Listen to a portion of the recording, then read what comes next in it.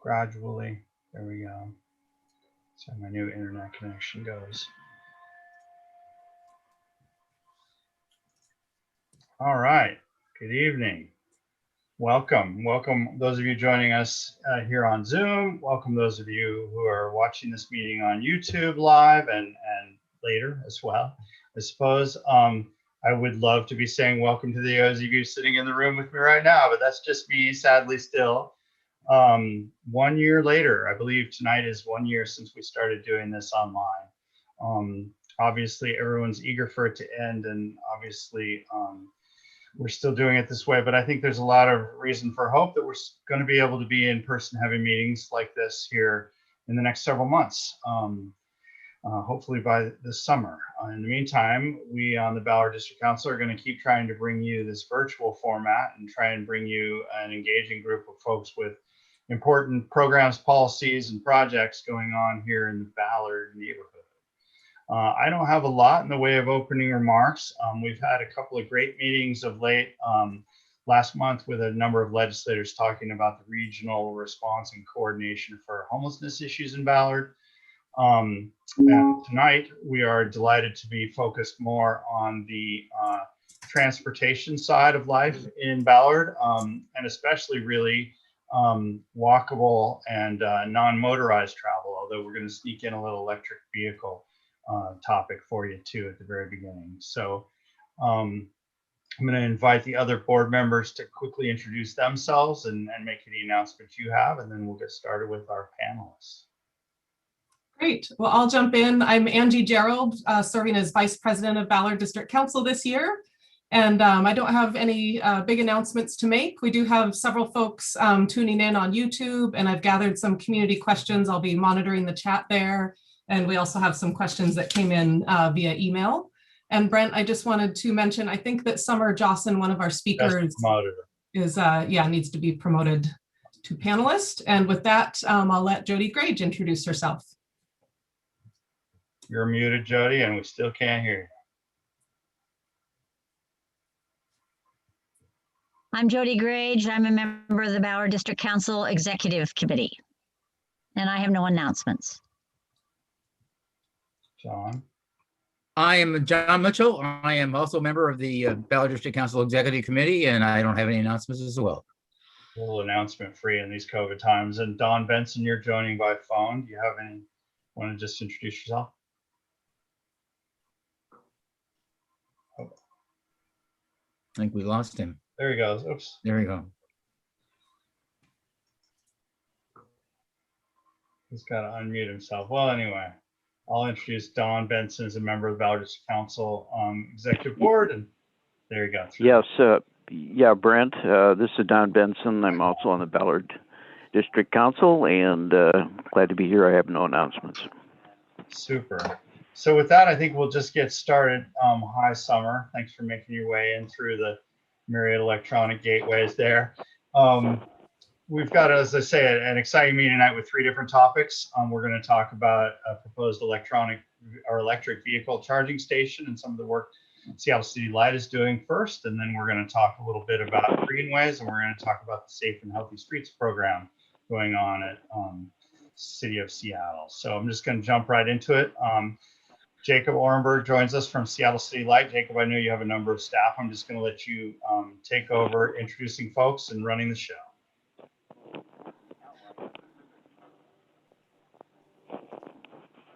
All right, well, thank you. Yeah, hi everyone. My name is Jacob Orenberg, and I work for Seattle City Light on our public electric vehicle charging program.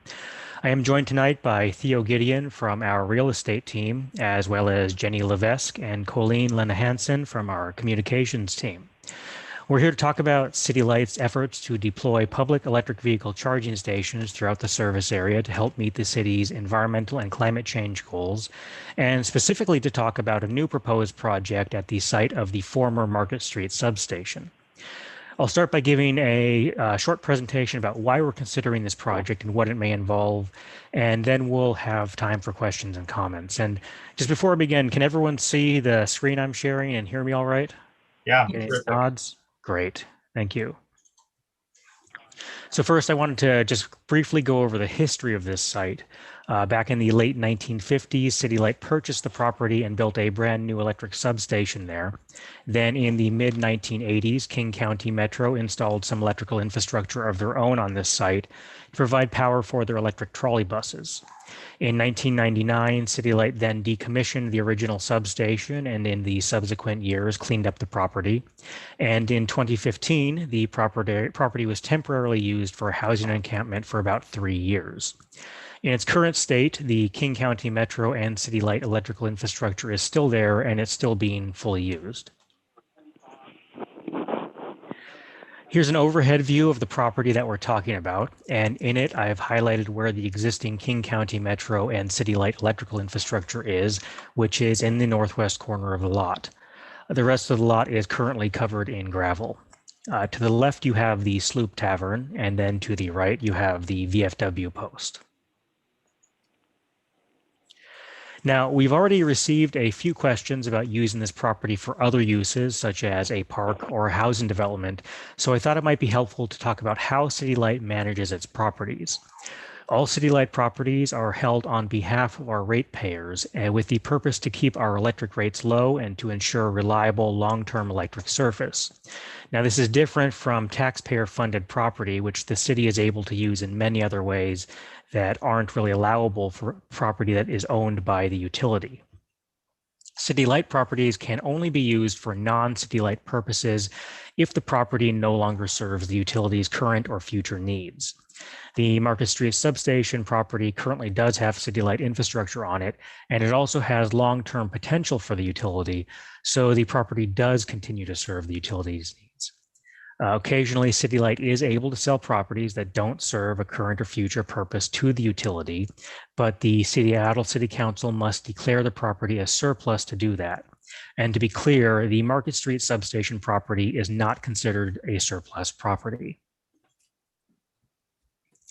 For the past several years, City Light has been supporting the development of EV charging stations throughout the service area, and this includes building, owning, and operating our own charging stations, as well as providing assistance to other EV charging operators. Last year, we spoke with an EV charging operator who was specifically interested in this site because their existing charging stations in Ballard were at capacity and they wanted to provide additional service. We evaluated this idea from the perspective of whether it would provide benefits to both the community and to the utility, and we came to the conclusion that it would. Specifically, this project is expected to provide a new service to the community that is particularly valuable for EV drivers who don't have their own dedicated off-street parking. We also expect that it will reduce City Light's financial burden from the site maintenance, which ends up saving ratepayer money. It will increase our electric sales and revenue for the utility, which contributes to the long-term financial health of the utility, and it will also contribute to the city's environmental and climate change goals. I included this slide to show what one of these charging stations looks like when it's built. This is City Light's charging station in Sodo, and it's been online and open to the public since late 2019. It has 4 fast chargers and a slightly different layout than what we're planning at Market Street. Each of these fast chargers are roughly half the size of a refrigerator, and you can see they fit pretty well within the rest of the built environment. Also, if you're by chance wondering why nobody is using this charging station in the picture, it's because we took this picture before the station was officially opened. With this slide, I wanted to provide a very rough sketch of what the charging station layout may look like on the property. Right now, you can see the lot in its current condition with the existing King County Metro and Seattle City Light infrastructure that will remain as is. With this project, we're expecting to add a new paved lot that will cover roughly 5,000 square feet. And this will provide charging spaces for 14 electric vehicles, as well as maneuvering space and an access aisle that will be compliant with the Americans with Disabilities Act. The northern third of the lot will have electrical infrastructure to support the chargers, but will remain mostly unpaved. Those hourglass shapes that you can see on this sketch are generic icons for equipment, and in this case, they represent either the EV chargers or the supporting electrical infrastructure. So again, this layout is very rough and it will likely change a bit, but I did want to include it to give you at least some idea of how the space might be used. Now, the concept behind this Make Ready project is that City Light will construct all of the civil and electrical infrastructure for the charging station. And then we'll lease each space to a third-party EV charging operator.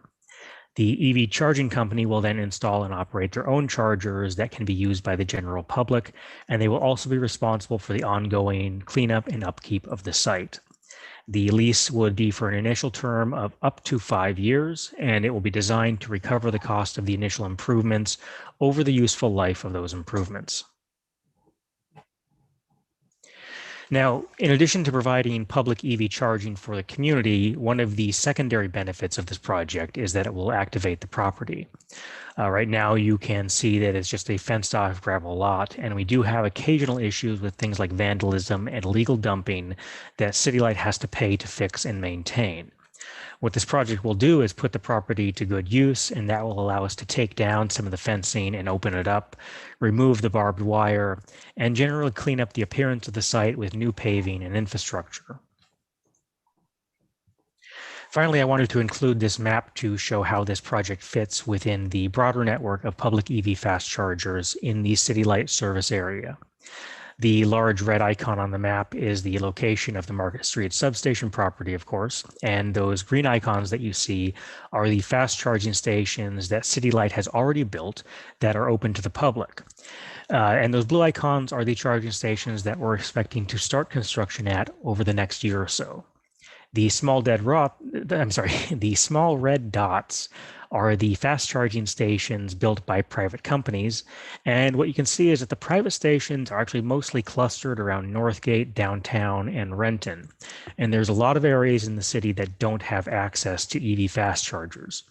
You can also see that most of the City Light stations are being built in areas that aren't served by private companies, and that is one of our goals. We want to fill in the gaps, and we want to provide equitable charging access to as many neighborhoods as possible.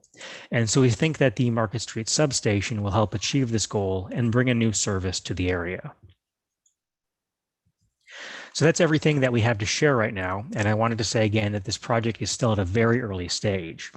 We're expecting to complete the design work over the next couple of months, and then we will be able to move on to permitting. And if all goes well, we can expect to start construction at the earliest in the third quarter of this year, after which the charging station operators would be able to install their own equipment. We're still accepting public comments about this project, and we extended the comment period through next Friday, March 19th. You can send comments to the email address shown on this slide, and you can find more information about the project and how you can provide comments at the web link that was included in the meeting agenda. And I'll also post that web link into the meeting chat. And at this point, we can open the meeting up to any questions or comments you may have. So thank you all for your time. Thanks very much, Jacob. I'll just start by saying, and maybe you covered it and I didn't really understand, but I don't really understand what the revenue model is. Is it free to park and free to charge your vehicle? So the revenue model will likely be free parking for EVs only. And the third-party charging operators are expected to charge for the use of their own equipment. Okay. So, and they will set their own fees for using that equipment. Okay. And so then users would just work with the direct system, however it works. Yes. Okay. Others of you, anyone have a question? I have a couple questions, and I know that I think Dave from Groundswell Northwest was also hoping to join in for this portion. And so I think I might save some of the other questions that came in and see if we can welcome him in to ask some. Yeah, sure. I can promote him. I didn't see him earlier, but he's here now. Great. While we're waiting for that, I was noticing your design was that hash mark area. Is that the access from the street? Yes. So you have to take out that tree that's there. No, I don't believe we'll be forced to remove any trees from the area. Oh, okay, that's good. The access aisle would go directly to the sidewalk, and there aren't any obstacles right there right now. Okay.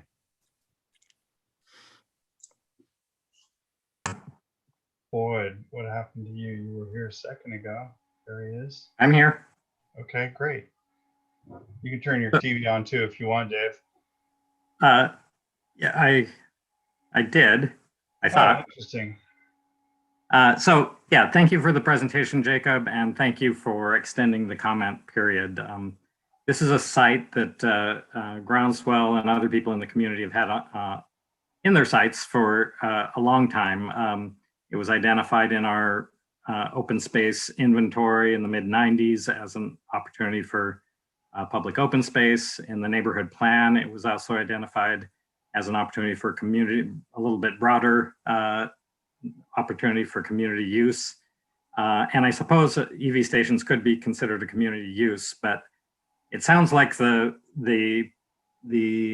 plan to make it an EV station has been made. And I guess I would have hoped that there had been, given that it was a recommendation in our neighborhood plan, that there would have been more opportunity for the community to weigh in on whether this is the best use for that site. I also wanted to point out, as I did in my comment letters, that this is a part of the Ballard Urban Village that the Parks Department has identified as being within one of their gaps for public open space. And they've expressed interest in spending their acquisition funds to fill that gap.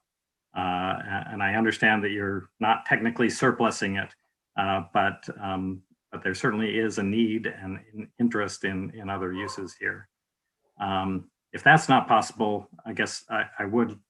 It was good to see the plan. It'd be nice to actually get a copy of that and be able to perhaps suggest some ways to improve that if indeed this is the use that's going to go forward, to have a bit of a buffer from the sidewalk, a landscape buffer from the sidewalk, and rather than putting the largest landscaped area kind of in the middle of the site, to put it toward the front edge of the site, which might also help create turnaround room for the parked cars.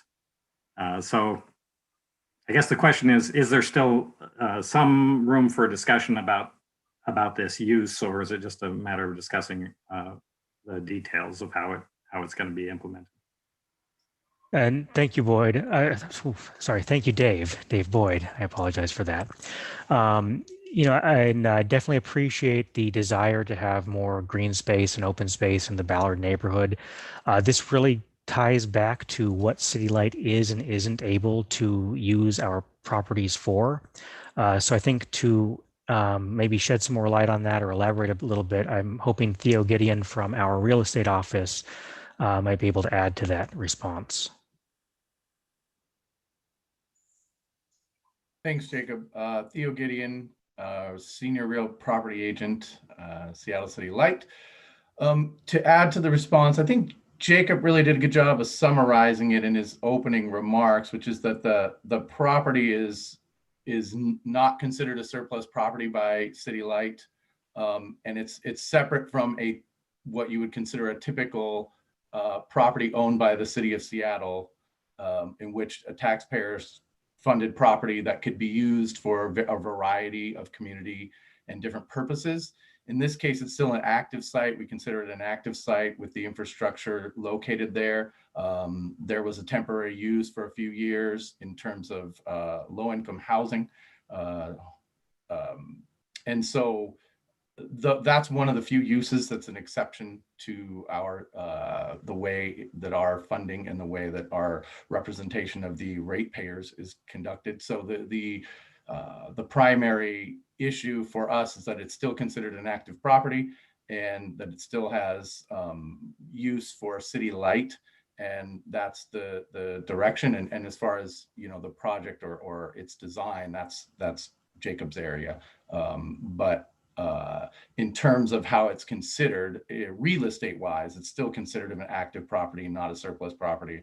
And we appreciate the suggestions and commentary where it's just that is the status of the property at this time.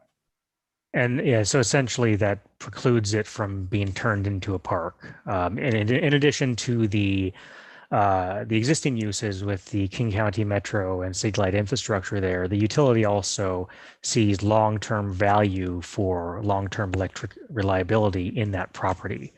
Now, regarding the landscaping, we certainly are open to suggestions for landscaping and minor site modifications. We can add in and modify it with whatever will fit.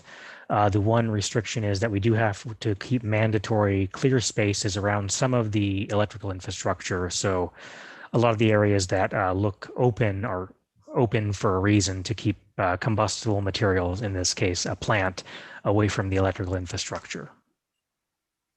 Great. We have a few other questions that have been coming in on the chat and through the Q&A, so I'm just going to toss some of those out there. One of them is for the paving, what is the plan for drainage? Will there be permeable surface or rain gardens? We haven't gotten that far into the design work yet. We can certainly bring up any of these ideas with our design consultant. A permeable paving is certainly on my radar, and I do intend to bring that up to the design consultant. I think frequently that can actually be somewhat cost effective for a property like this. We can certainly consider that, yeah. Great. And then another question was, can the lot be subdivided for just a portion of it to be surplus property? Yeah, I don't want to answer for Theo necessarily, but I don't think that's an option, again, because this property does have long-term value for the utility. Maybe not this decade, but in the coming decades, there could be a need to use the remainder of the property for other purposes. Theo, would you say that's consistent? Yeah, that's consistent, yes. I think that makes sense, fellas, but I also wonder if the city council had a different view on what the highest and best value to the city and to the neighborhood would be. Do they have the legal sort of capacity to enact and make it a surplus, to surplus the property, or is it because of the nexus with your rates that they essentially can't do that? What's the capacity to change the law or to basically surplus the property through the normal council surplus process? Theo, do you want to handle that one?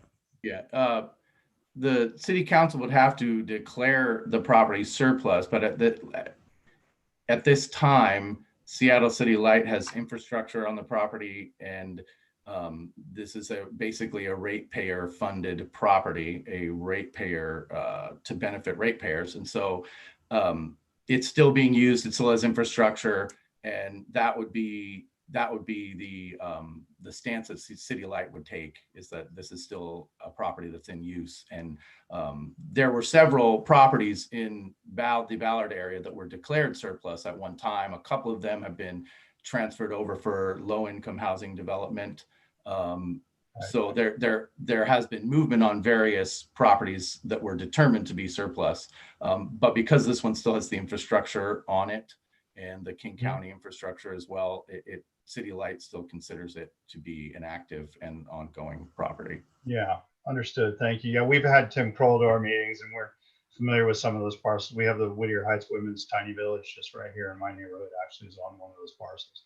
So what you're saying is that the city council would have the legal authority to do it. They just have to win the fight with the executive side about it if they were going to decide to do that. I can't make any representation to that.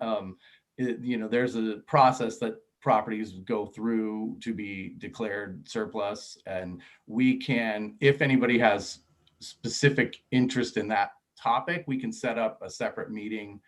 Myself, our real estate manager, and others could attend and really address that directly if there's specific questions of that nature. Well, I'm guessing that folks from Groundswell Northwest, as well as Strauss's office, would be interested in having such a meeting, at least to figure out whether there's an option there.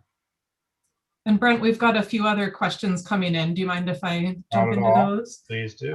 Another question someone had is, how will the bidding take place for the electric vehicle spots? We're planning to release what's called a RFP, a request for proposals, where we will ask a number of predetermined questions with scoring criteria, and through that try to select the provider that will provide the most reliable service and the best service to the community. Great. And then someone was asking, what Seattle City Light infrastructure is there on the lot?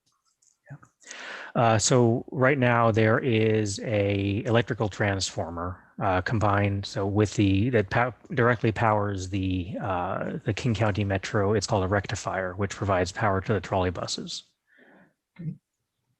And then one other question that came in is, can city council or someone otherwise change the constraints around this property so it could be used as a tiny house village or public park? So kind of similar that you've answered, but maybe just going back to I mean, nothing's impossible, I suppose. I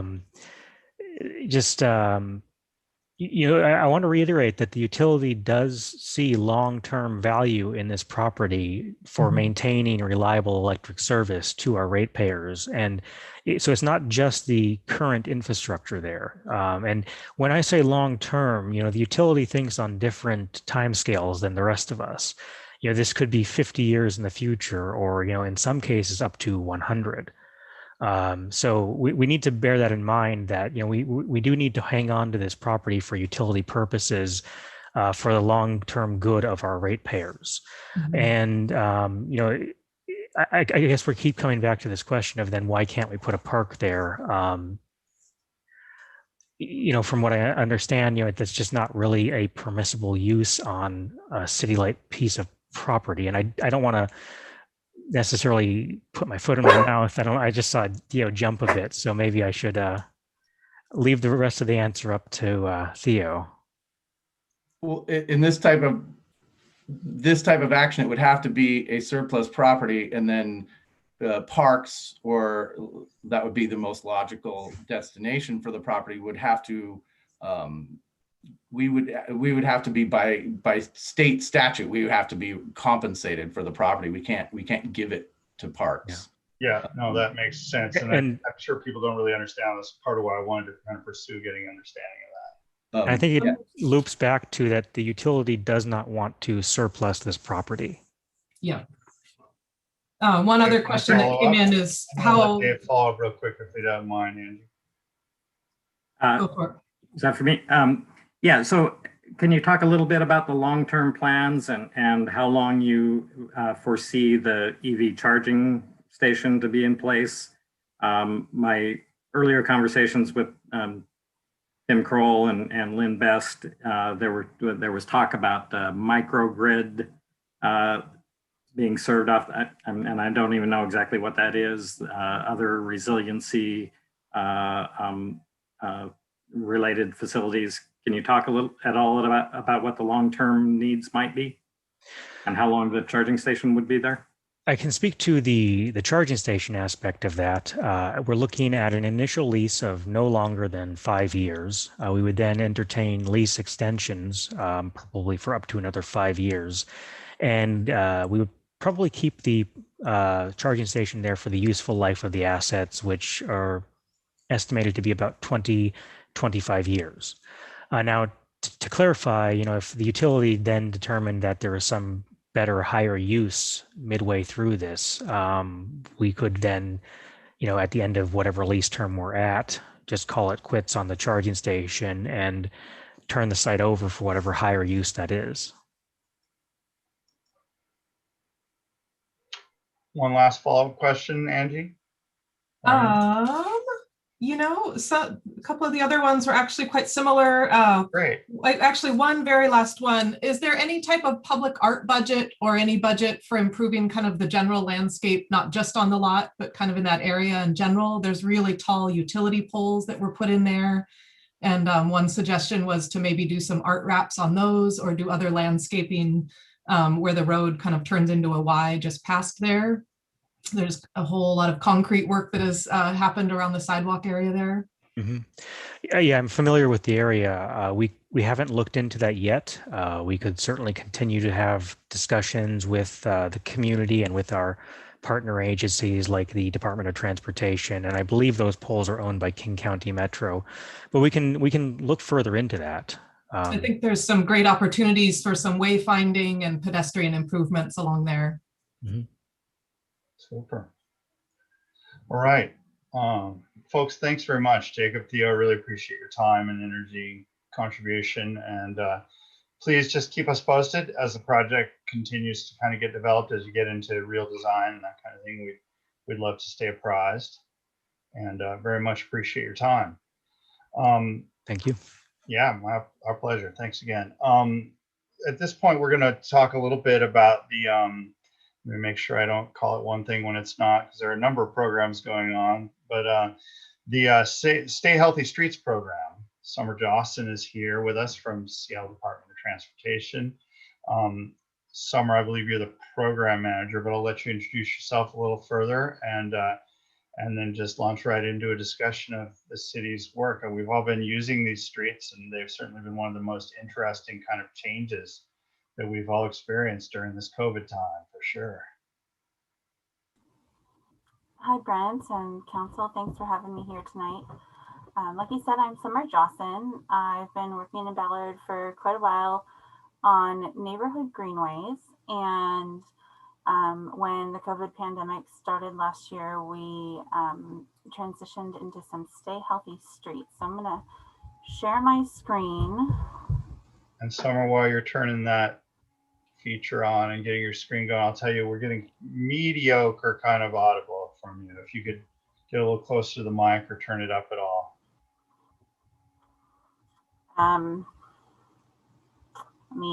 Yeah, that seems my home office is yeah, I understand. You know, a home office. You're on a giant stack of books in front of me.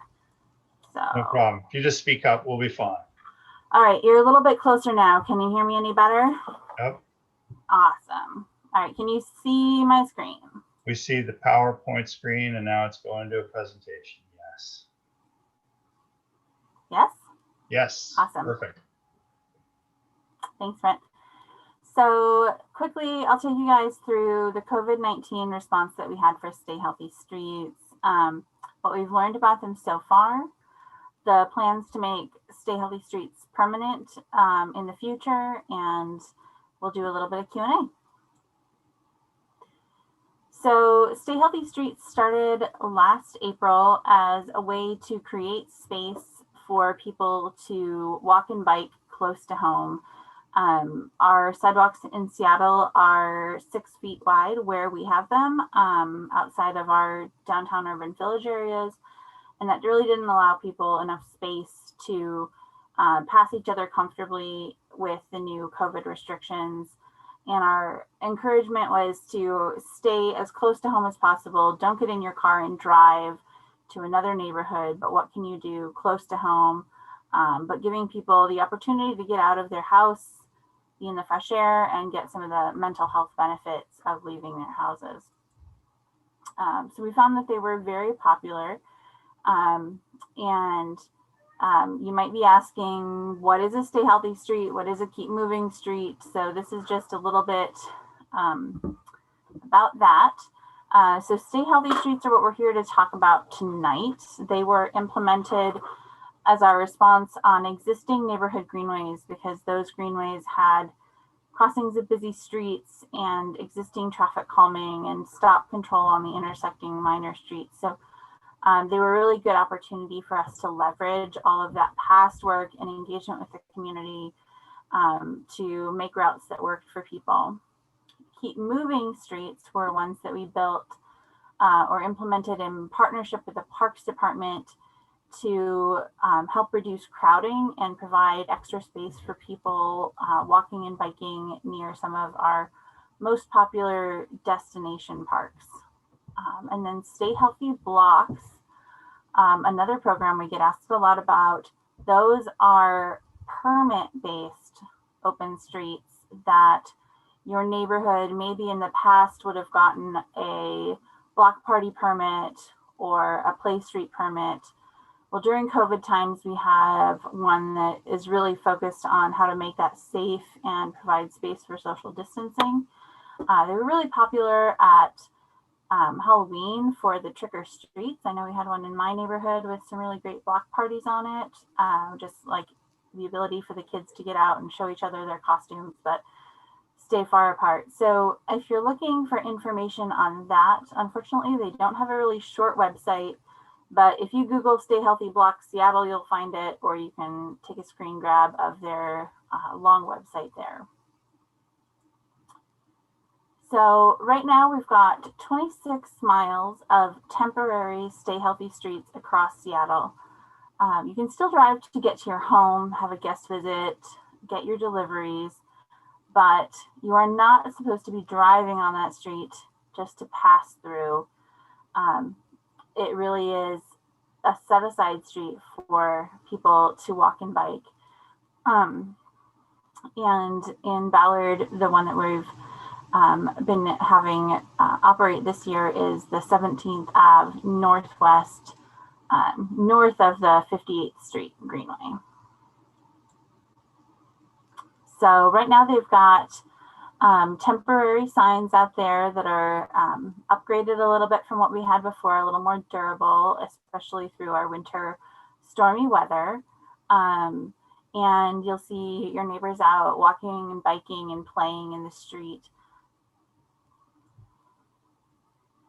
We've got 12 locations open across Seattle right now. And we are trying to work on making sure we get a lot of geographic distribution so they really are based in each neighborhood. So I'm going to share a little bit about what we have learned so far.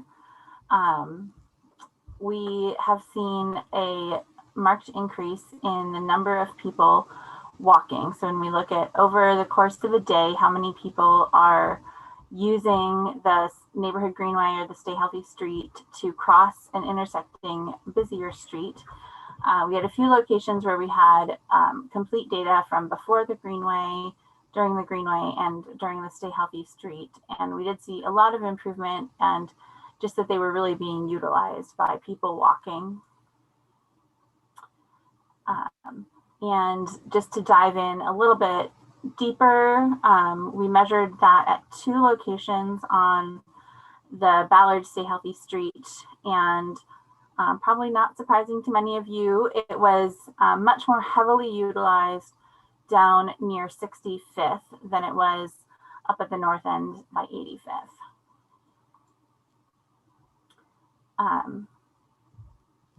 And here's a similar measure of what we're seeing for people biking. And then we looked and used a 7-day count to see how many people were biking in Ballard across North Seattle. And again, more people biking down in the core closer to the urban village. Another metric that we use of how well a street is functioning is, are we seeing a reduction in pass-through traffic, people that are driving on the street? So across the city, we saw about a 67% reduction in people driving on Stay Healthy streets. And we've shown in here that this was measured in the summer of last year, and due to the COVID pandemic, we had seen about an 18% reduction on our arterial street network. So we could say maybe about a 50% reduction would be the impact of the Stay Healthy street versus the COVID pandemic, somewhere in that nature. We also went out and measured along the Stay Healthy streets with SDOT observations, and we're looking at whether people were gathering in the street, were people maintaining safe social distance, was it being used as a place to dump trash, that kind of thing. And while we were out there, we would walk or bike the length of the Stay Healthy street and then back, and just do a tally of how many people were out in the street itself, not on the sidewalk. And in Ballard, this is where you fall among the various Stay Healthy streets and keep moving streets across the city. And that's a density, that's like a per capita number or something? That's a per mile number. Per mile, okay. Yeah. So overall, summing up what we saw in Ballard, depending on the location, again, 65th or 85th, we saw 200 to 740 pedestrians per day using the street. Depending on the location, we saw 90 to 200 bikes a day on the street. And then together per mile, we saw about 13 people per mile on the street. So there's lots of space for everyone to share together, but a lot of people using it throughout the day. So last summer, we conducted a large scale survey. We had over 9,000 people take the survey, and we've mapped here the number of responses we got by zip code. So you can see that the neighborhoods that had Stay Healthy Streets were the most likely to respond to our survey, which we'd expect. But we did primarily hear from people who identified as white, but we did have a good split between the genders. Summer, am I reading it right that we had the highest number of respondents in the city out in our neighborhood? Let's see if I can go back. Is that 951? Or is that another number? Looks like it. Yeah, and add that to 470 right below it. That's a big chunk. Yeah, a lot of people giving us some great feedback, and again, that's sort of split right on that line with Greenwood. Mm-hmm. So of people who were in a Northwest Seattle zip code, we gave people the option of what street would you want to have become a permanent Stay Healthy Street. And so that included all of the existing Stay Healthy Streets, existing neighborhood greenways, and all of the neighborhood greenways that were under construction. Now, 6th Ave Northwest is on here, but 6th Ave Northwest is not yet constructed. It was supposed to be last year, and then because of COVID, it got delayed. But you can see Ballard Stay Healthy Street had over 1,000 people let us know that they wanted it to become permanent. And we're talking about 17th from 58th to 88th or something? Yep, exactly, Brent. Thanks.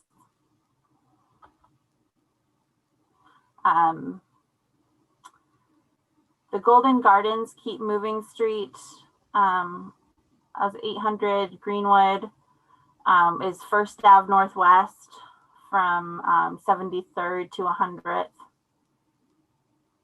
Ballard East West would have been 58th Street from 4th to like Golden Gardens. Ballard South connection would have been extending the 17th Ave Northwest one from 58th South through the urban village.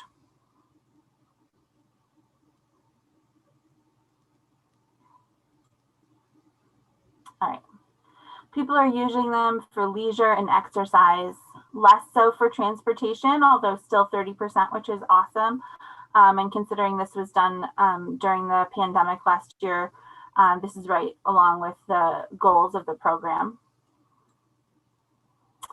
And then what are our priorities in continuing to make them permanent? We have a lot of shared priorities, but really prioritizing putting them in places where people have a limited access to other open space options was a high priority all across the city. So overall, we saw that people were staying 6 feet apart. We saw a ton of kids out on the street, senior citizens, people walking, biking, using mobility devices and adaptive cycles, and really just a great diversity of people using the street. We also heard that people were confused about when they could drive on the street and when they couldn't. And unfortunately, we had people who felt unsafe because of the fear of racial violence. And we absolutely heard that we needed to do more outreach and education about Stay Healthy Streets. They were implemented very quickly and without notification. So we've certainly heard people that we need to come out and come to meetings like this and hear more from you. So thanks for that feedback.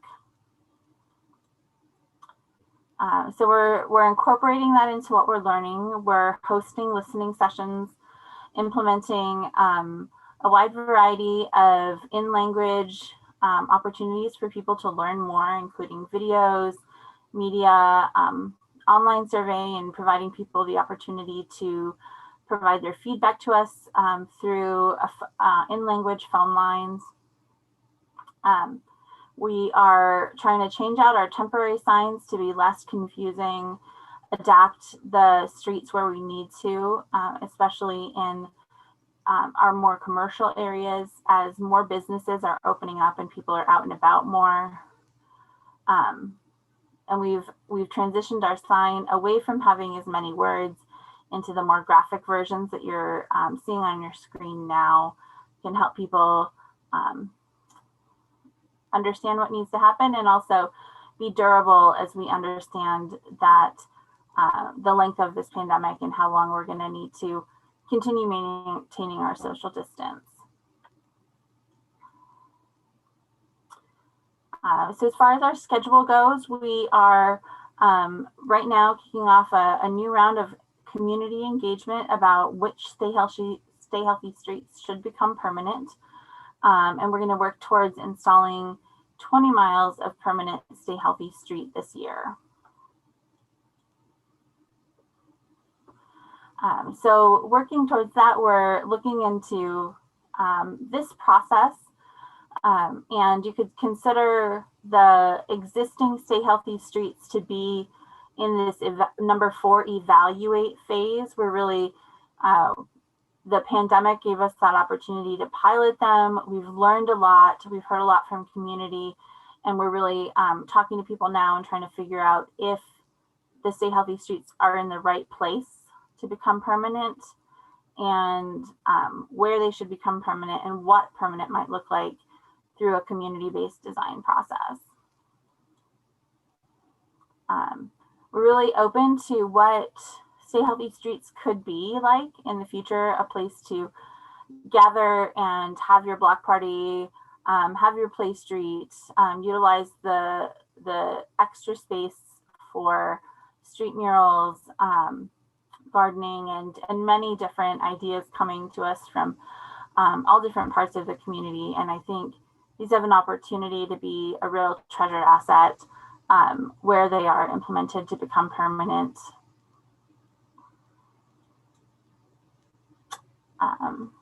All right, with that, I will take some questions.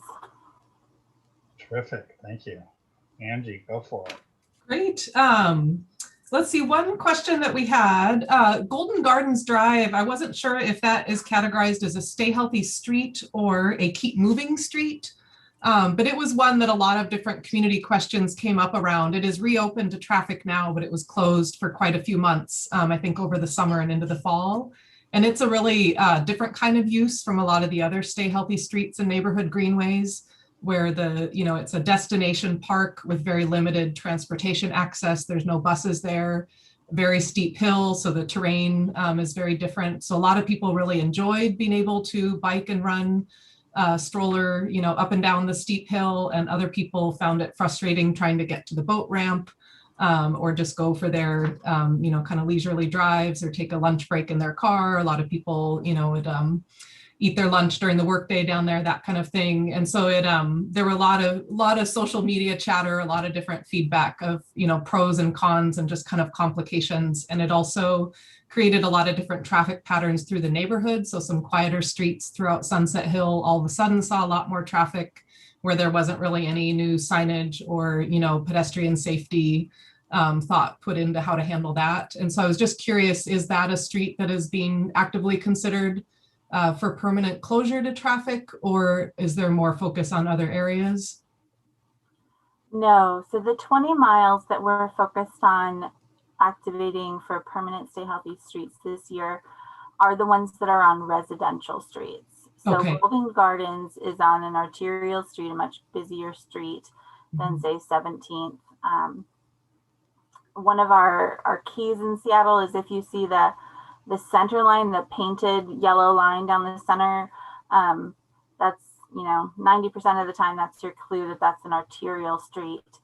So the Golden Gardens one was done in collaboration with the Parks Department in an effort to reduce crowding at that very popular destination park. So we are not looking at that as part of the 20 miles. And we're continuing to coordinate with Parks and Recreation about what their plans are for this year. And we'll just continue monitoring the COVID data and what the current guidelines are from the CDC and the state of Washington on how we should be managing those public spaces. Okay, so for that one, I think some of the changes felt kind of very sudden to a lot of people, but that makes sense if it was in reaction to the pandemic. But you're saying that if more changes were to be considered permanent, there'd be a lot more process around it because it's an arterial. Exactly, because it's Okay. an arterial street, we really would go through a much larger public process if we were to make a permanent change there. Oh, that's great. But not in regards to a temporary. So we could see it come back online as a keep moving street anytime now that spring weather is arriving. Is that true? I think that this year we are more prepared for the pandemic than we were a year ago. And That's for our plan is to provide people as much notification as we possibly can. And, you know, we have a really giant listserv of everybody who engaged with us about Golden Gardens last year. We've got 9,000 people who took that survey. We would do our best to provide people as much notice. And again, that was really done in coordination with the Parks Department to reduce crowding at Golden Gardens. And one of the big lessons from that was how much we had to constantly modify the design there in order to maintain ADA access to the parking at the dog park. And so we're really worked on that a lot. And I'm sure you guys observed us making a lot of changes out there as the weeks went by, because we were responding in real time to the changes and what we were hearing from residents and people who are using the street every day. So I think we've learned a lot in the last year. And if there were to be a closure this year, we'd try to do it with more notice than we did last year. So I wouldn't say, Brent, that will that it could happen at any moment, but we are very closely monitoring the COVID data and the guidelines from the governor's office and the CDC. And Brent, I was going to see if, I don't know if we're using the raise hand feature, but I know that there's someone named Andrea Genotti from Sunset Hill, the Friends of Sunset Hill Park, who had submitted some questions. And I'm wondering if we can allow them to just ask them directly. Of course. Andrea, the mic is yours. Hi there. Thank you for answering or attempting to answer my question. I noticed on your proposed plan that you had a number of local access only streets close to Sunset Hill Park. And the way it was depicted on the map, that would leave no actual access to Sunset Hill Park for cars. And I know that earlier in our talks with Dan Strauss's office, he was saying it's very important for all citizens to be able to access the park, whether it be on foot or by car. And I was just wondering, under this new proposal and change, making these streets around the park to be local access, how would that actually work? Andrea, I'm not familiar with what map you're talking about. Was it one that was in my presentation? You know what, I should maybe jump in. Andrea, you might be referring to the neighborhood greenways, which is the next part of our presentation tonight. And so I was thinking that you had a question regarding the Stay Healthy Streets. You had entered some things in the chat. Oh, sorry. Does that make sense? So if you want to save your question about the Greenway on 34th for a little bit later in the meeting. Sure, that's great. Sorry, I misunderstood. Not at all. No, that's okay. And you had entered a couple comments or questions, I thought, about the Stay Healthy Streets aspect. I know it gets confusing, the overlap between the two designations. Well, actually, let me speak to that, Angie, because I think Seattle, the city of Seattle builds neighborhood greenways. Northwest 58th Street, 17th Ave Northwest, those are neighborhood greenways. Mm-hmm. This year we layered on top of 17th the Stay Healthy Street designation. There is a community organization that advocates for Stay Healthy, or for all kinds of street safety, including neighborhood greenways, protected bike lanes, stay healthy streets. And I'll let them talk about their mission in a second, but that is both the name of a street and the name of a community organization. So Andrea, don't feel bad that you misheard me, because I did talk about neighborhood greenways plenty. And did I understand correctly, Summer, further that all of the 20 miles of the 26, you're hoping to formalize permanently the safe or the stay healthy street designation on 20 miles of 26 miles that existed this year, all of which are part of neighborhood greenways? That's a great clarification, Brian. So we're asking the question of, where does the community want a permanent stay healthy street? Because we came in and we layered this on top of your neighborhood greenway last year without talking to you. We absolutely came in and added this on top of what was already there without an outreach process. So we're starting with the existing Stay Healthy Street Network to figure out what's working and what's not working as far as good places to make permanent stay healthy streets. But any neighborhood greenway that's existing could be eligible for being added to the permanent opportunities for 20 permanent miles. We're also really working closely with neighborhoods that are underserved and don't have any neighborhood greenways. So through the Reconnect West Seattle program, we've been working closely with Georgetown and South Park. And then through our community liaisons program, we've been working in Littlebrook to identify places where we as a city haven't done a great job of providing these streets in the past, and responding to their requests from the community. Hey, we want that open street on our block. So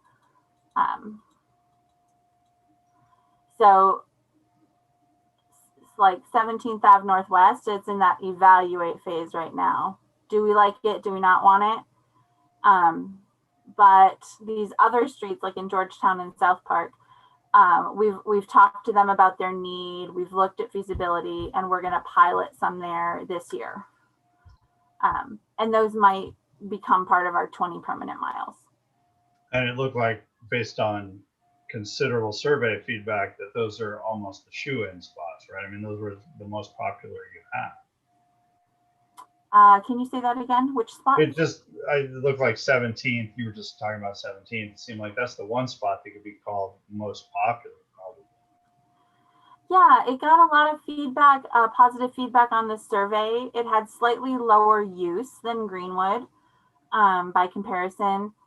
And we did hear from some people who live on 17th that they really don't like it and they really don't want it.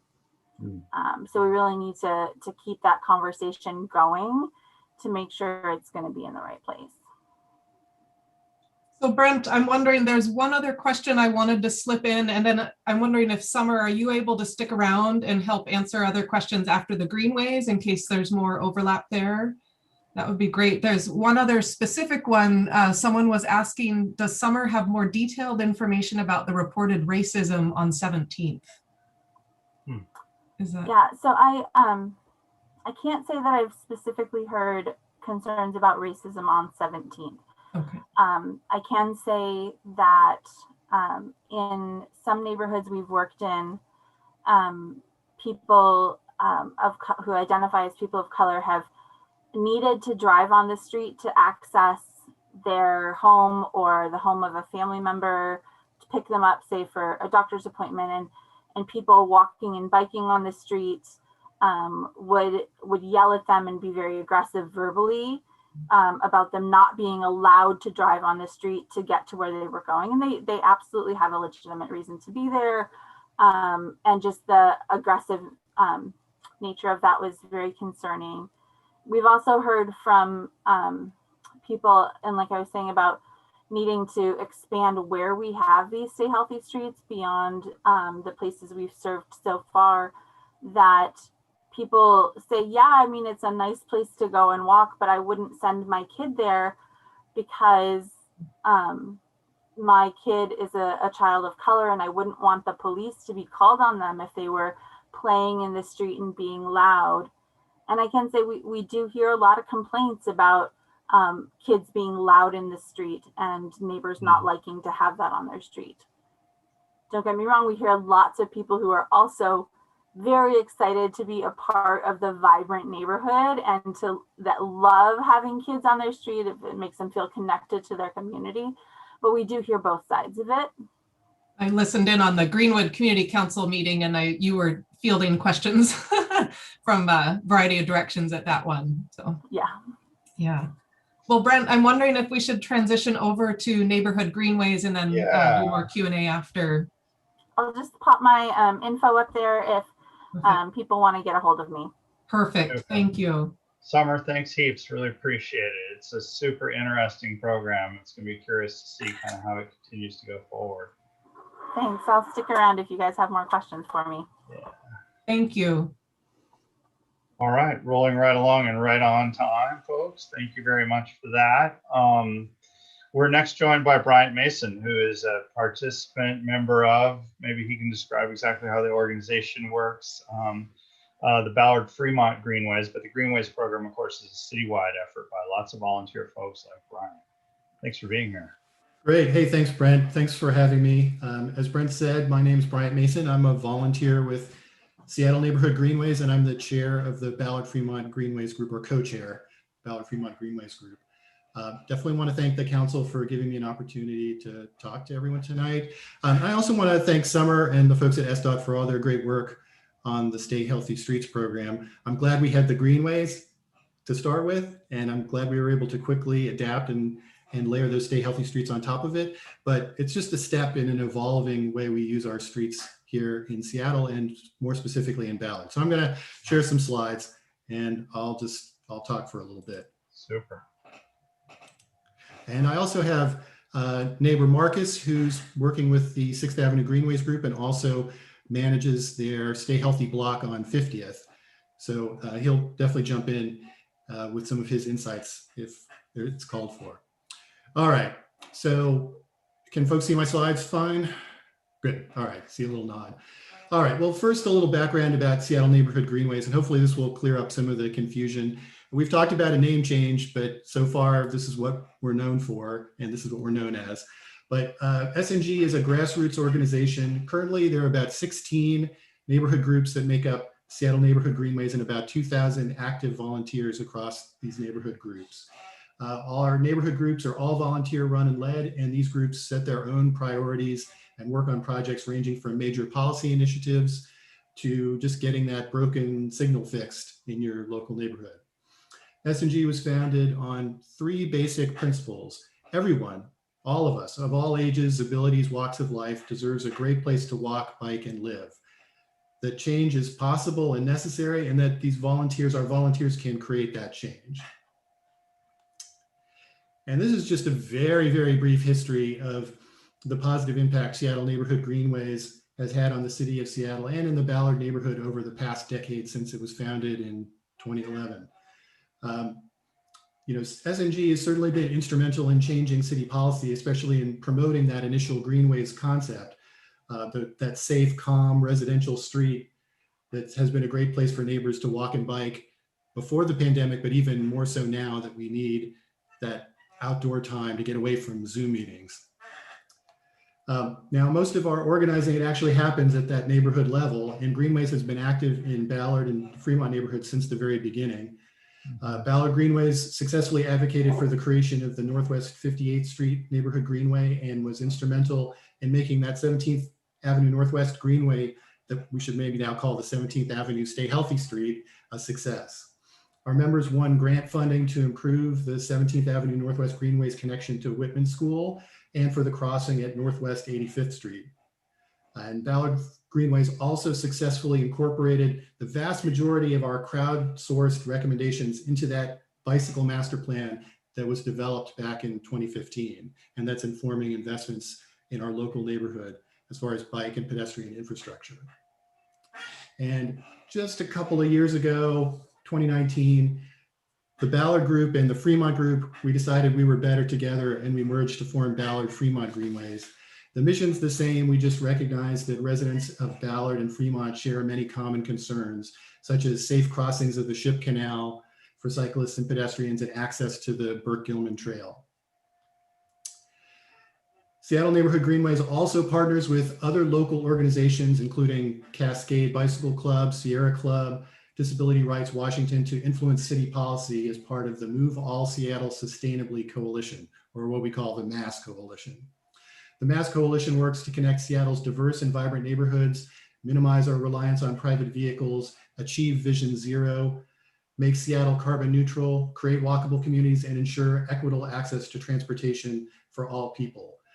In 2019, the MASS Coalition put together a transportation package of policy recommendations that was adopted by City Council, and that included many provisions that are benefiting us today. I mean, including doubling the number of off-sidewalk bike and scooter parking spaces, and increasing the focus on building more sidewalks in those neighborhoods that are lacking them. And as Summer pointed out with her data, the pandemic, the COVID-19 pandemic, we've seen significant drops in all other forms of transportation except walking and biking. Across the state, from WashDOT, we've seen almost a doubling of walking across the state. And in our own neighborhoods, a year ago, Seattle Bike Blog reported 70% increase in use on trails, and those trends have been continuing. So, and if you've been out on the Burke-Gilman Trail on any afternoon, even a rainy one, or on our local Stay Healthy streets, you've certainly seen your neighbors and their children taking advantage of these neighborhood streets to get some exercise or run some errands, or even just to get away from another Zoom meeting, right? Now, of course, this presents a problem for some of these folks who are returning to cycling or trying to bike outside of their immediate neighborhood because they don't necessarily know where to go. So one of the things we did at Ballard Fremont Greenways is we pulled together a map of family-friendly bike routes, an interactive map that's online. And I think we've had over 2,000 views of that map since we put it together last year. And it's still available. So if you're looking for a ride in the afternoon and you don't know where to go, well, just click on our map and it will give you some options that are safe and family-friendly. But of course, you know, all of this resurgence in cycling and with people out walking every day, it's just exposed that there are many gaps in our existing biking and cycling network. I mean, and even for folks in Northwest Seattle, where we have some of the best bike routes and walkways in the city, we still have major gaps. With the locks closed due to COVID and the, I guess we'll call them design flaws of the Ballard Bridge, residents of Ballard lack a safe crossing of the Ship Canal. You have to go all the way to Fremont for an accessible crossing of the Ship Canal. Our existing greenways like 17th and 58th, they don't actually directly connect to the Burke-Gilman Trail as of yet. Yeah. And as we know, our neighborhoods north of 85th, many of them lack sidewalks. And this makes it hard for even the most able-bodied person to get around, much less someone with a visual impairment or someone with a disability or in a wheelchair. And unfortunately, these gaps in our street safety network do have consequences.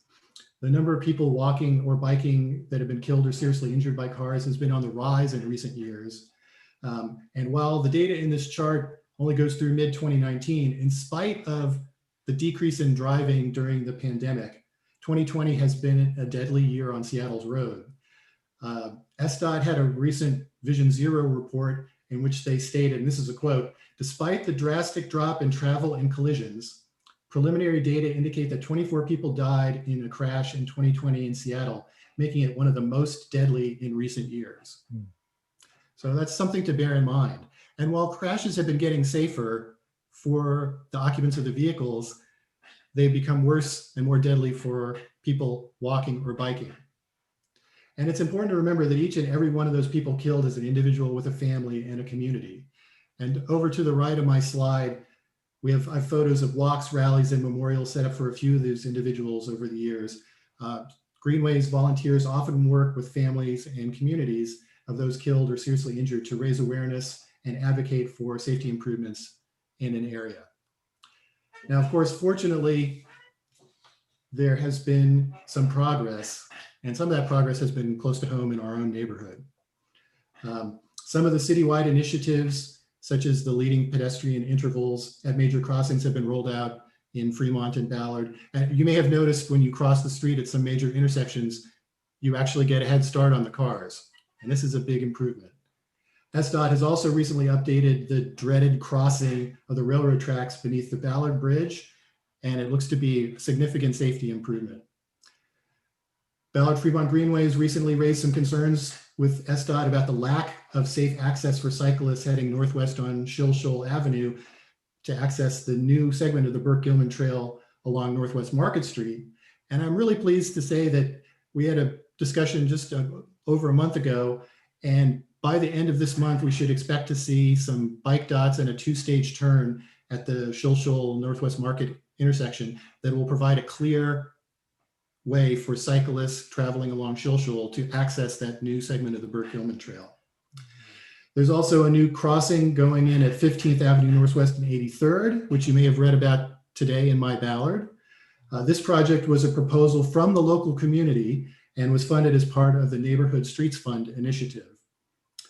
And for those of you who use the Fremont Bridge, SDOT is planning to start work this week on improving the bike lanes along North 34th Street. And I bring that up mainly to tell folks who are using the Burke-Gilman Trail that there is going to be a detour where the Burke-Gilman Trail hits Stone Way. So just watch out for that. But it's going to lead to some improvements in access to the Fremont Bridge and to make that route along North 34th Street much safer. And lastly, as Summer mentioned, the first phase of the 6th Avenue Northwest Greenway, which was to be built last year, we're hoping to see that built this year or sometime soon. Over on the right-hand side of my slide, you can see the initial tract of the 6th Avenue Northwest Greenway. It's going to connect up with the Burke-Gilman Trail at Hales, but our hope is to eventually extend that Greenway further up and make that connection with the East-West Greenway at 58th Street, which would make for a more connected network in Ballard. And while we're talking about the 6th Avenue Northwest Greenway, we're seeing that as sort of a budding success story. And I'd like to share a short video about how the neighbors organized with the support of Ballard Fremont Greenways to start building a greenway just a few blocks at a time. So I'm going to with the support from Ballard District Council, too. Yes, many supporters, yes. And let me get that video going here. Folks hear everything? We hear you, we see cyclists. Oh, you don't hear anything? I don't hear the audio on the video.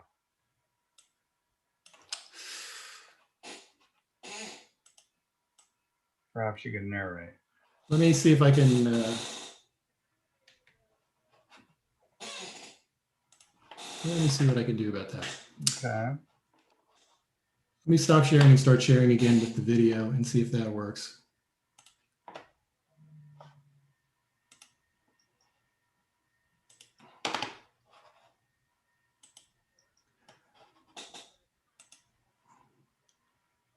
Any sound yet? No. All right. Well, I could try and make you the host and see if there's any difference. I think that's okay.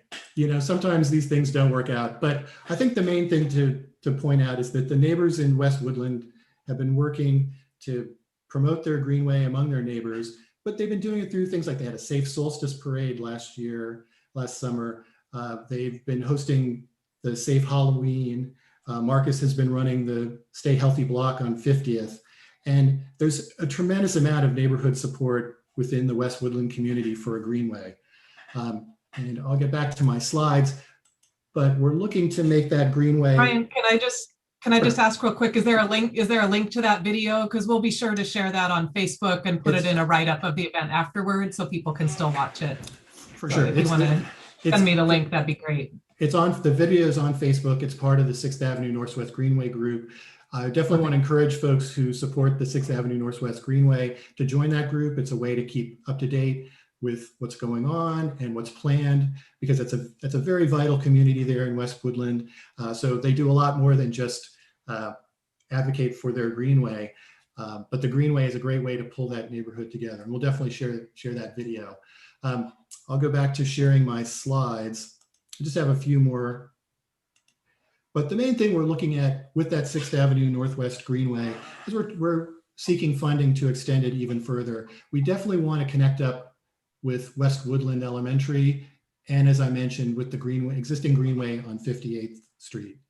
In addition to the work on the 6th Avenue Northwest Greenway, Ballard Fremont Greenways has been advocating for making our bridges viable options for cyclists and pedestrians, which has been quite a challenge during the pandemic. Even on the Fremont Bridge, which saw 1.2 million rides in 2019 before the pandemic, the sidewalks are barely 6 feet wide on the bridge, which makes it very difficult for cyclists and pedestrians to pass one another. And hopefully we'll see some ways of addressing that as usage picks up, especially during commute hours when people return to work. Some other things to look forward to are a new crossing coming to 11th and Market that'll provide better access to the bus stop. We're also working with SDOT to improve access to both transit and connections to the Burke-Gilman Trail as part of the Route 40 multimodal project, which should improve access to Old Ballard and the Burke-Gilman Trail. We also participated and provided input on the recently completed Ballard Interbay Regional Transportation Study, affectionately known as BERT, as well as working with SDOT on Vision Zero and Bike Master Plan projects in Ballard and Fremont neighborhoods. And lastly, even though Aurora doesn't cut through Ballard, it's definitely a Northwest Seattle regional concern. And I wanted to just mention that Ballard Fremont Greenways is a member of the Fix Aurora campaign, which is a group of neighborhood groups that recently formed that's looking to not only address the pedestrian safety crisis along Aurora Avenue, but to envision a vibrant future for the Highway 99 corridor that makes it better for both people and businesses. And kind of summing things up, I mean, I've talked a bit about what we've been doing at Seattle Neighborhood Greenways and closer to home with Ballard Fremont Greenways to make our streets safer. But there's a lot that you can do from the safety of your own home. And these steps only take a few minutes. As I mentioned, there's a 6th Avenue Northwest Greenway group on Facebook. I'd say join it, watch the video, keep up to date on developments with the 6th Avenue Northwest Greenway. Take the Stay Healthy Streets feedback survey.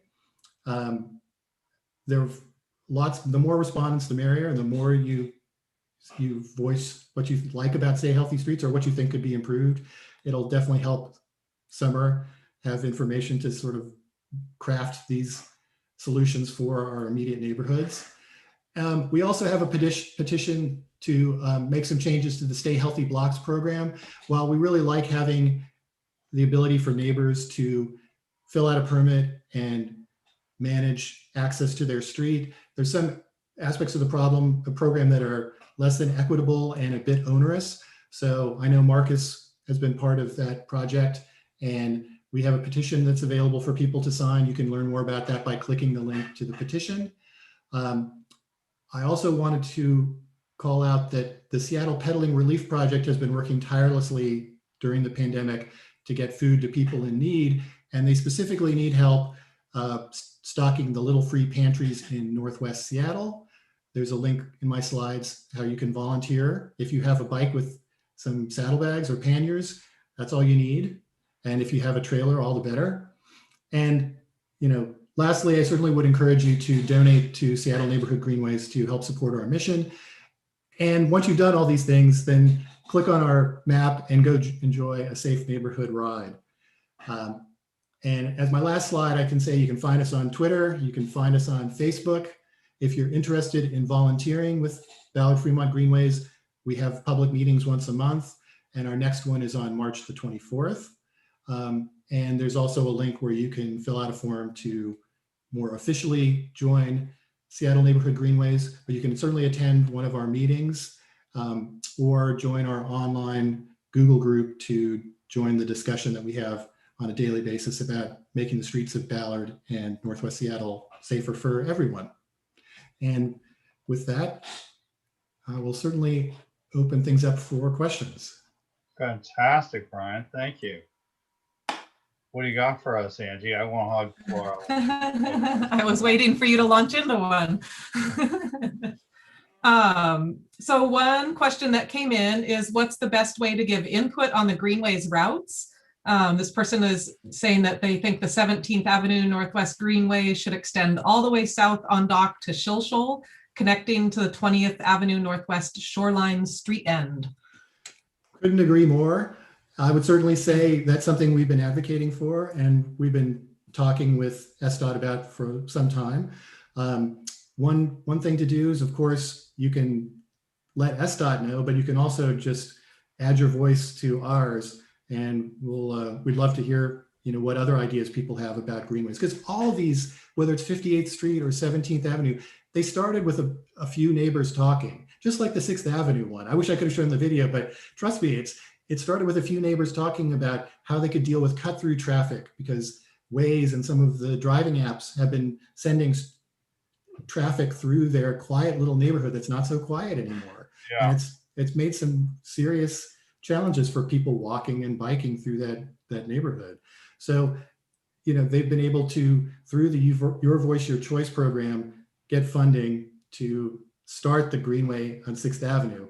But the idea there is we're going to build that up, and we definitely want to get it at least as far as 58th Street, if not further. So definitely something that can start small and grow as more people in the neighborhood get involved. Mm-hmm. And then I wanted to welcome Andrea back if you're still there. And she had questions about 34th Avenue Northwest, which is way far west in Sunset Hill. And that's a north-south route that I think a lot of neighbors are interested in turning into a potential greenway. Are you still there, Andrea? I am, and I apologize that I misunderstood before. This was a question I had submitted in advance via email, so I thought that's what you were referring to. So you had some other good ones in the chat too, so I apologize that I didn't set you up very well on that. No problem. Thank you. So in the map that I have seen recently, it shows some new street changes around Sunset Hill Park that would be making 34th Avenue Northwest local access only, as well as some of the streets near the park. And when I looked at the map, the way it's set up, there isn't actually any access to Sunset Hill Park for cars because of the local access only roads, if people are going to actually, follow those directions as they should. And I just, for us who live there, that would be fantastic. We would love to not have cars approaching the park, but I know that isn't actually a reality because we've had talks with city council members about it. And Dan Strauss has said he really wants to leave the park open for everyone to be able to access. So I'm just wondering what the access plans for the park are with the way the map is currently drawn. That's not something I'm aware of personally. Do you know where this project is coming from? Yeah, it was listed. Hold on, let me find it here. You guys, if you want to talk about other things, and I can find it and I can just put a link to it in here for you. So there's a Google map that shows Ballard Greenways like proposed routes. Yes, I think that was linked from the Ballard Fremont Greenways or Seattle Neighborhood Greenways website, maybe. But Bryant, maybe that's a little bit out of scope for. That may have, I'm not sure specifically what it's referring to, but there was some brainstorming about potential areas to create more stay healthy streets and keep it moving streets early in the pandemic. So out of that came some of the ideas about Golden Gardens Drive and Alki and other parts of the city. So there was really just a large sort of crowd-sourced brainstorming session to sort of say, if you could provide better access, where would you do it? And that may be what that's an artifact of. But I don't know of any plans from any any agency or advocacy group to do that today. Oh, okay. Thank you. It was just mentioned. It was a post actually on Nextdoor that showed your map with a link to this meeting. So or with the map that I had said, with a link to the meeting. And so I assumed that it was something that was going to be discussed today. Yeah, there's kind of an interactive Google map that shows some different proposed routes, like Northwest 83rd Street going east-west, and 34th Avenue Northwest going north-south. And let me see what the other one is here, Northwest 77th Street. So it's just showing some different potential, future Greenways routes. Well, there could be two things here. We do have one interactive map that we created that's just safe neighborhood rides that we've been promoting to folks. So that map is also a Google map. That's just along routes that we think are safe. I think that may be the confusion there. So this is not proposals for Greenways. This is from Ballard Fremont Greenways, a map for residents of Ballard and the surrounding communities. If you want to go on a safe ride, what streets should you go on? Yeah, which is great. So many people are new to cycling and they don't know where to go. And when they get to the end of summer has a great Stay Healthy Street on 17th, but where do you go when you get to the end of that street, right? How do you get someplace further afield when you've been biking for a few weeks and you can now go 5 miles, okay, or 10 miles. You want to get to Golden Gardens. How do you get there? You don't want to ride on Leary. Well, and you don't necessarily know what the best ways are around every neighborhood. I mean, I've been riding around here for 30 years, but during this year, I've been exploring out in a lot of places and just find myself in a neighborhood I don't know. Find yourself on a Greenway, you kind of feel like, okay, I'm on one of my own roads here. It's probably going to work if I just go this way for a while. So you can explore more, which is nice. So it sounds like the answer, though, if people are interested in working toward a longer term Greenways route, they should join Ballard Fremont Greenways, come to some meetings, start talking about it, and take it from there. Of course. And I'd say talk to your neighbors too, right? And see if they're interested in thinking about extending the Greenway network, especially if you live in a way that would connect with one of the existing Greenways. Think of this as building a network. It started small and now it's fanning out, and it provides opportunities for folks to get around as well. Lest there be any confusion too with what you're doing or with what the Stay Healthy Streets have done, it doesn't prohibit people who live there from driving there. And in a Greenway, it doesn't prohibit you from actually just passing through either. It's just a place where you're going to be sharing the road and expected to share the road in a much more kind of safe driving manner with pedestrians and cyclists and other modes of travel, right? Brett, that's an excellent point. The good thing about Greenways is that they have traffic calming intrinsically in the design of those streets. And this just makes it a safer place, especially for younger kids or older folks or people who are new to cycling, to really just find a safe place to explore. And I'm curious, Dave Boyd, do you want to ask your question about the signage, about using the street closed as the main signage for these streets? Well, actually, the point I wanted to make is that my understanding is that neighborhood greenways are also intended to only be for local traffic. And so I don't want to be a Debbie Downer about Stay Healthy Streets, but to me, it seems like more of a rebranding campaign, whereas I would have rather have seen a lot of that effort go into putting signage emphasizing that neighborhood greenways should also be restricted to local traffic and expanding the network rather than converting an existing asset into sort of a neighborhood greenway on steroids. So that I'd rather see the city get behind expanding the neighborhood greenway network than focusing more energy on Stay Healthy Streets. Summer, do you have a comment on that? Sure. I'd just like to clarify the reason that street closed is required for a Stay Healthy Street is because of the way our law is written in Washington. Right now, as it is, if you're walking on any street and you are not on a sidewalk, it's your job as the pedestrian to get out of the way and prevent a collision. When the street is closed, you have the legal right to walk in the street and the same rights as a vehicle to be there.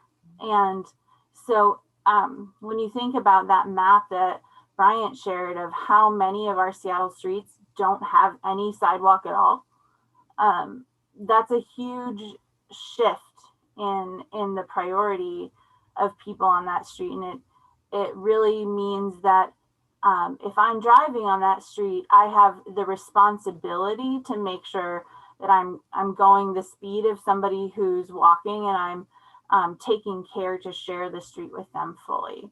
So so that's why we use street closed. These were happening all across the globe during the pandemic, and you see different signs in every city, Oakland and New York City and things. You see a lot of local access only.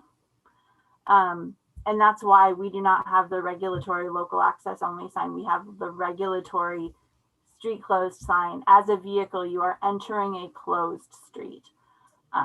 So you really need to be aware of that. That's really helpful clarification. Yeah. Is the ultimate solution some sort of change in state law then? That is something that is on the legislative agenda. Absolutely. Yeah. If you know our city traffic engineer, Dong Ho Chang, he's very active in working at the state and national level to change the priority in the way that we as civil engineers, as traffic engineers, view our responsibility, not necessarily only to moving the largest number of cars, but to Vision Zero and to safety, and prioritizing people who maybe don't own a car, can't afford a car, choose not to own a car, people who are walking, people who are biking in the street. So we really need to fundamentally shift the way we educate civil engineers from the very beginning. And that's going to start with changes to our guiding documents of the MUTCD and the Federal Highway Administration, and really where the federal government puts the money too. But that's a whole other. I can talk about that for a whole other for sure. Well, let me quickly loop back. Someone else asked a question that's very similar to what Dave was asking, and the way they phrased it was, will the Stay Healthy Streets program reduce the outreach and development for neighborhood greenways? We're not planning to. So right now, we are still trying to identify what our funding for Stay Healthy Streets permanent is going to be. The mayor made this commitment last year that we're going to make 20 miles permanent, and we're working towards that. But we're funded through the Move Seattle levy for most of our capital projects.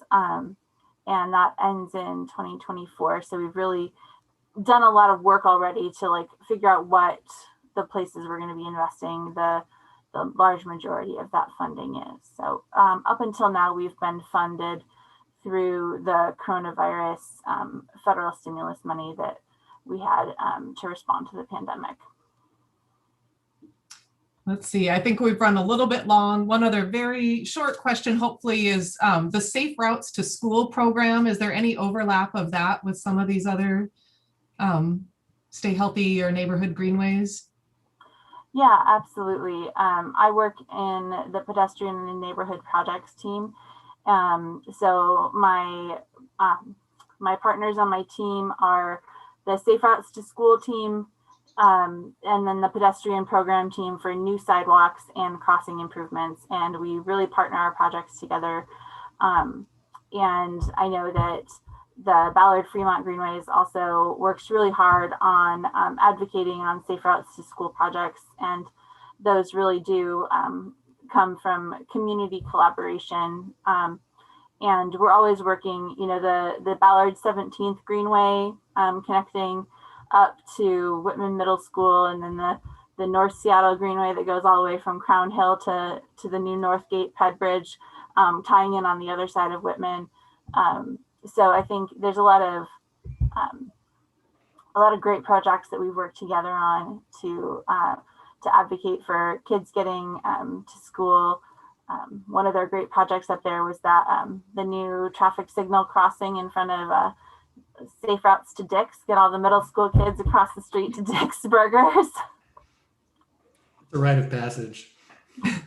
That's a busy road, though. That's important. It's a better rite of passage than trying to jaywalk in front of Dick's, that's for sure. Well, we've really appreciated, like in front of Salmon Bay School, and there's been a lot of improvements around Ballard, so it's great. Yeah, continuing to get safer and better, and we're all still aiming for that Vision Zero. And I will address an earlier question. There is a plan in the Missing Link project to install a new signal that will connect from the end of dock. So it ends right now at Ballard Ave, but as soon as there is a trail on the other side, that project has a traffic signal in it that'll connect that 17th Greenway on dock across to there. So it's in the plan. And we're also looking at, if you look at our implementation plan, there's a little link that'll go from the 58th Street Greenway down kind of south from basically like where Adams Elementary School is, down and make that connection to the Burt Gilman there too. Oh, on 28th, maybe? Yeah. Yeah. Oh, Down by the wow. museum. Okay. That's the bottom of my block. Sounds good. Well, Brent, I think we've run a little long. So Yeah, we're about 7 minutes I'll over. back to you. Probably let people go. We try to be at least pretty respectful of folks' time. This has been super informative. The 3 presentations we had from you folks were fantastic. Thanks to Jacob, who maybe left us early, says has his camera and Theo's off. But all 3 of the presentations are great. If you all wouldn't mind following up and zapping us on PDF or a PPT version of that, we'll try and post links to have it, for folks to come back and look at those presentations, because they're super informative. And we'd love to serve as, a connection to the great work all of you are doing. Right, and thanks for the opportunity to share the message about safe streets. Yeah, absolutely. The Ballard District Council has long been and continues to be basically an organization of organizations and a network. So, we would encourage the Ballard Fremont Greenways to consider themselves, an organization that would be interested in being essentially a part of the Ballard District Council, and love to see you, turn up here regularly in the way that other organizations already do. Fantastic. So one among many of you to try and make it each month, and hopefully we'll be all together here again soon. As I started this thing 100 minutes ago, saying really hoping that by as early as maybe June or July we can get together for what used to be our annual ice cream social meeting, and see each other in person in a safe way. But in the meantime, we're working hard here at the Ballard District Council to put together the agenda for upcoming meetings. We're hoping to focus in this coming month on industrial maritime Ballard a little bit, and kind of give people a little bit more sense of the history and the current future and reality of trying to operate a major maritime center here in this very growing, interesting urban neighborhood. And we're also looking out towards doing something around other pieces of transportation. Brian, you mentioned the BIRT. We're looking at doing something that kind of focuses on that study and on some of the opinions both for and against that study. So continue to talk about that major issue of transportation in and out of Ballard, which hopefully will be a little less of a major issue now that so many of us are able to work from home, but continuing to be a big deal. And we'll be bringing you the elected officials like Dan Strauss who have been joining us. So with that little flyer for upcoming meetings, I'll just say thank you to all of you who participated tonight. Really appreciate your time. Thanks for everyone who joined us on the Zoom call, and stay in touch and stay healthy, folks. And with that, good night. Thank you.